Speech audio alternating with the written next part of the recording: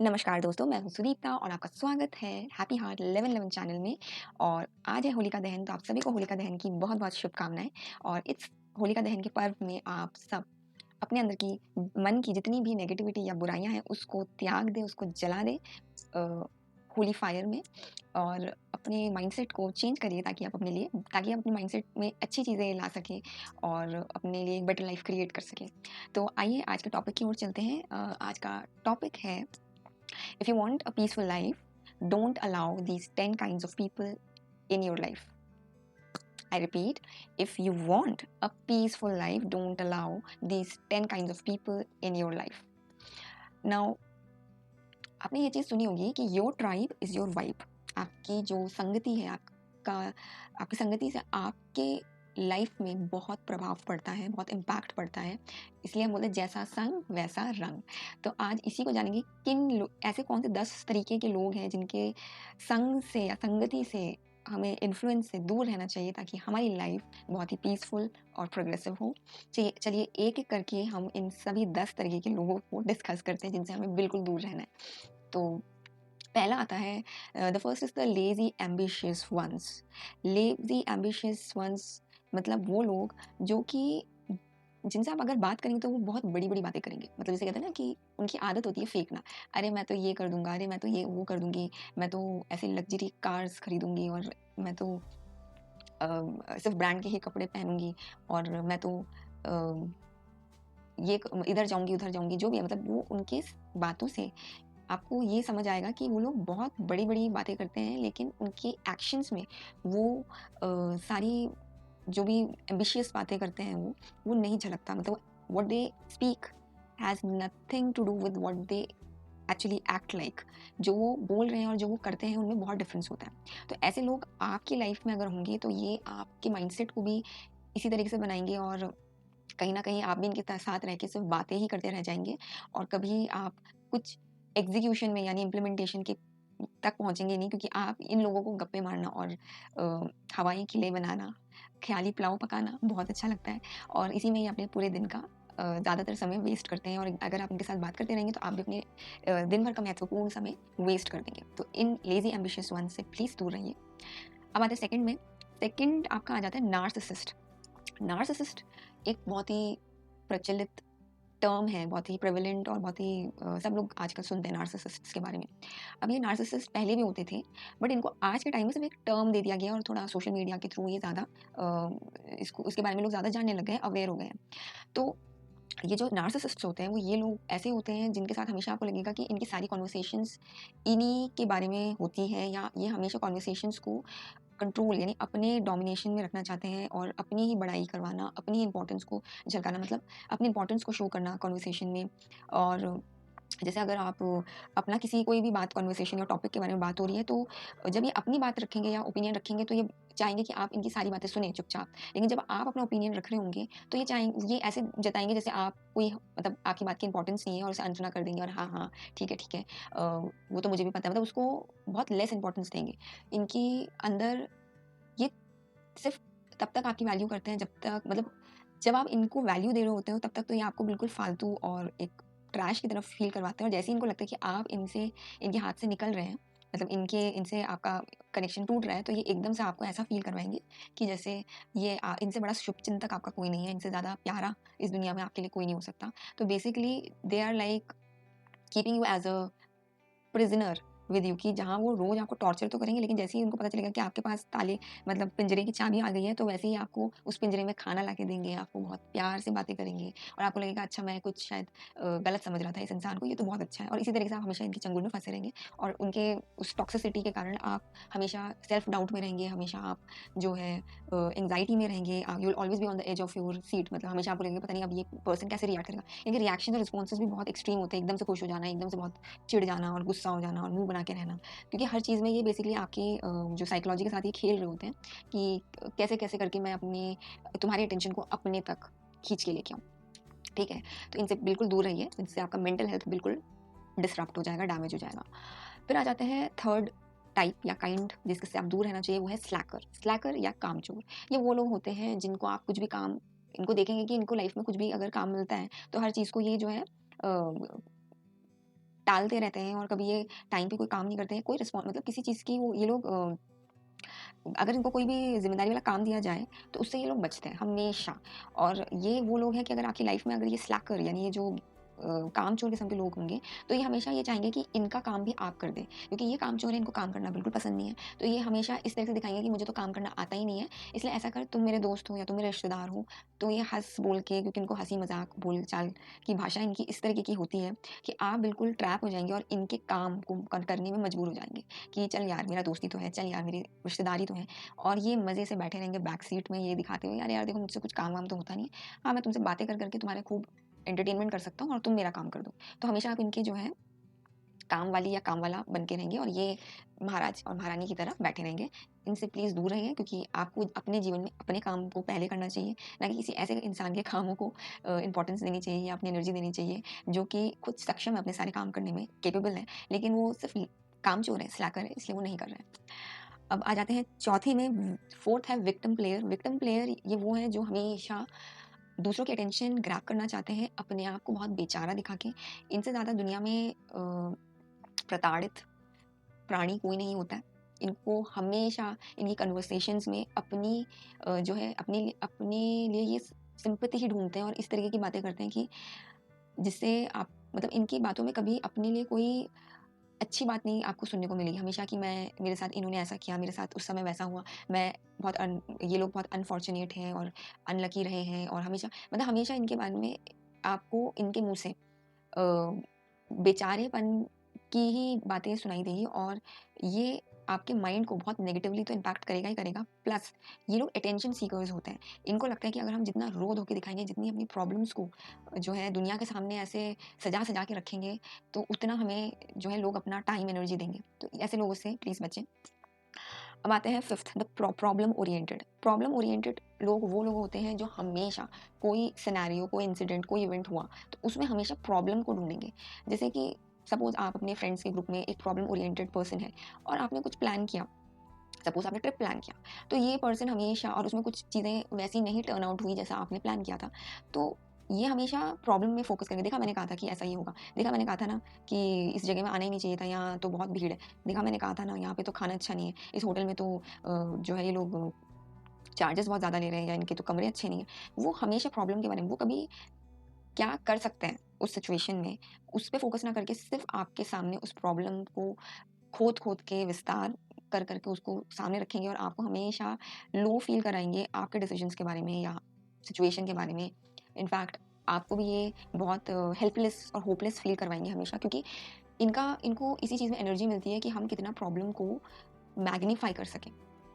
क्योंकि इनको लगता है कि हम एनालिसिस बहुत अच्छा करते हैं, इसलिए हम प्रॉब्लम को जितना अच्छे से प्रेज़ेंट करके दिखा रहे हैं लोगों को, तो इससे मैं बहुत बड़ा या बड़ी रिसर्चर बन के लोगों के सामने आ रही हूँ या आ रहा हूँ। तो इनसे प्लीज़ दूर रहें। फिर आता है आपका gossip king and queen. Gossip king and queen वो हैं जो हमेशा दूसरों के बारे में इनके पास सारी इन्फॉर्मेशंस रहती हैं, अच्छी, बुरी सब कुछ।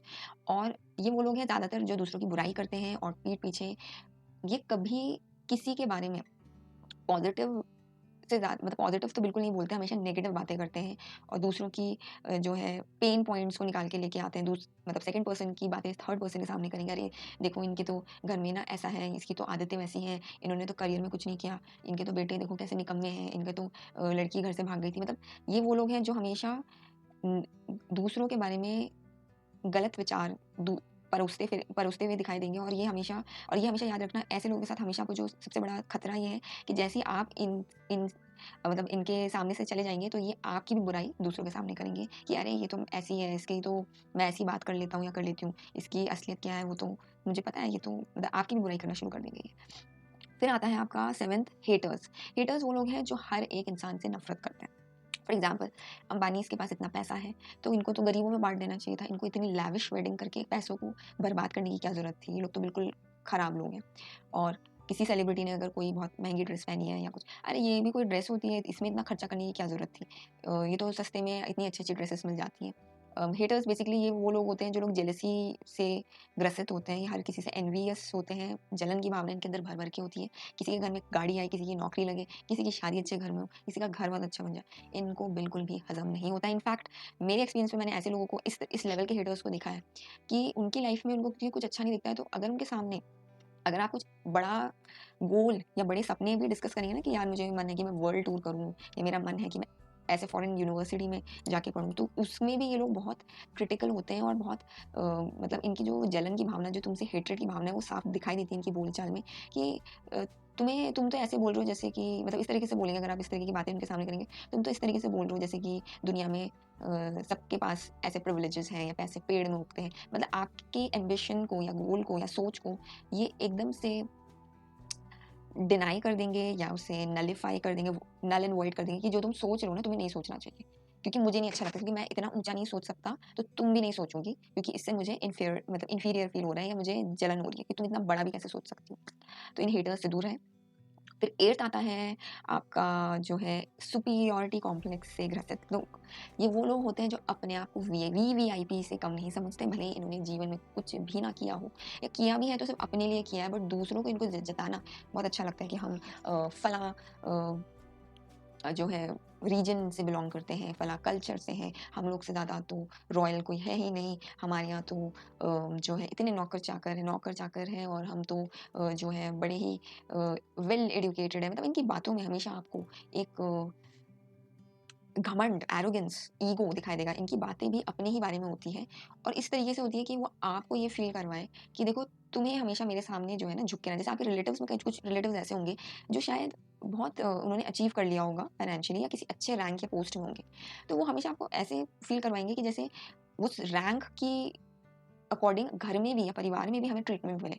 अगर मैं कोई ऑफ़िसर हूँ या कोई गवर्नमेंट एम्प्लॉयी हूँ एक सर्टेन पोजीशन में, या फला बिजनेसमैन हूँ जिसने इतने इतने करोड़ ऑफ रुपीस कमा लिए हैं, तो घर में भी मेरा स्टेटस वैसे रहेगा कि मैं घर में भी सीईओ हूँ, और सब मेरे सामने डोर मैट की तरह बिछ जाएं, और सब एक टांग में खड़े हो जाएं। इनके साथ हमेशा आपको बहुत ही डिसकनेक्टेड, डिसगस्टिंग, और you will not feel like yourself. मतलब हमेशा आपको प्रिटेंड करना पड़ेगा, इनकी जी हजूरी करनी पड़ेगी। इनको ये फील कर दूसरों को अपने अपने बारे में ये फील करना बहुत अच्छा लगता है कि we are superiors then everyone, no matter it's on the professional front और ऑन द पर्सनल फ्रंट। फिर आता है आपका 9th, जो कि है इंफीरियर कॉम्प्लेक्स से ग्रसित लोग।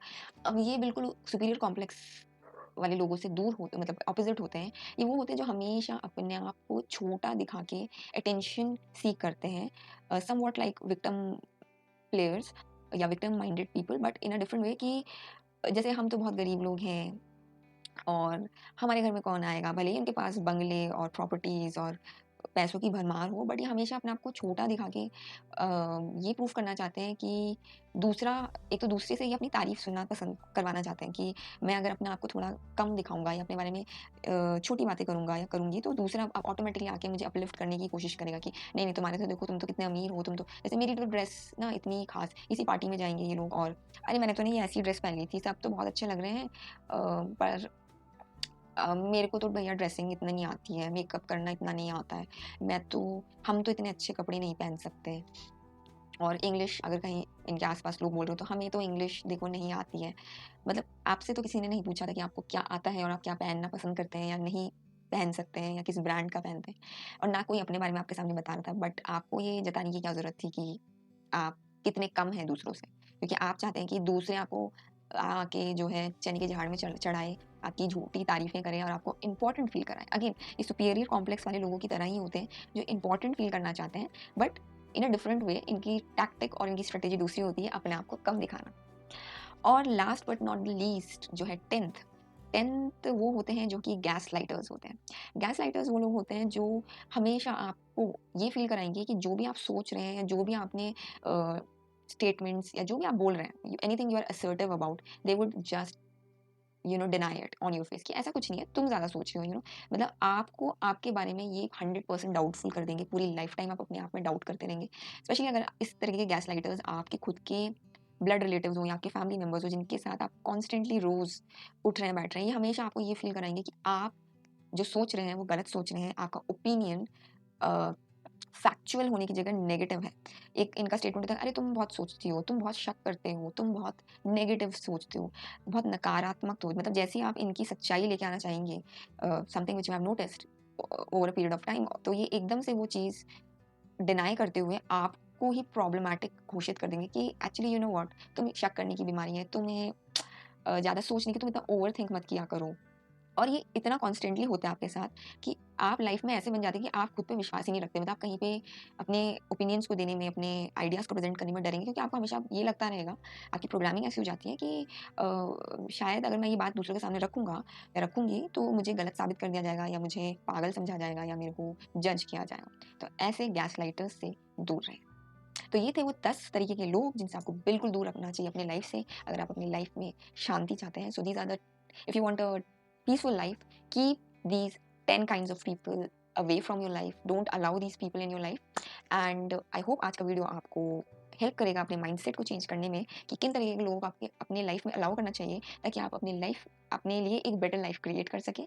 और हैप्पी हार्ट 1111 चैनल को प्लीज़ सब्सक्राइब कीजिए, और इस वीडियो को लाइक कीजिए, उन सभी के साथ शेयर करिए जो लाइफ में टॉक्सिक और प्रॉब्लमैटिक लोगों से घिरे हुए हैं, और उनको ये आइडेंटिफाई करने की ज़रूरत है कि कौन-कौन लोग हैं, किस कैटेगरी के लोग हैं जो उनके लाइफ में पॉइज़न या टॉक्सिसिटी ऐड कर रहे हैं, उनको हटाने की ज़रूरत है।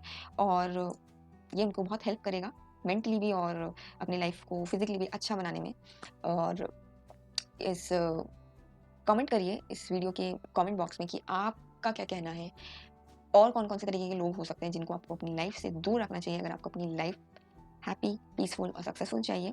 Please write down on the comment box and hit the bell icon to get the notification of all my latest videos, because all these videos are dedicated to change your mindset so that you can create a better life. और मैं आपसे लेती हूँ विदा, और मिलती हूँ मैं आपसे अपने नेक्स्ट वीडियो में ऐसे ही एक नए टॉपिक के साथ। तब तक के लिए नमस्कार।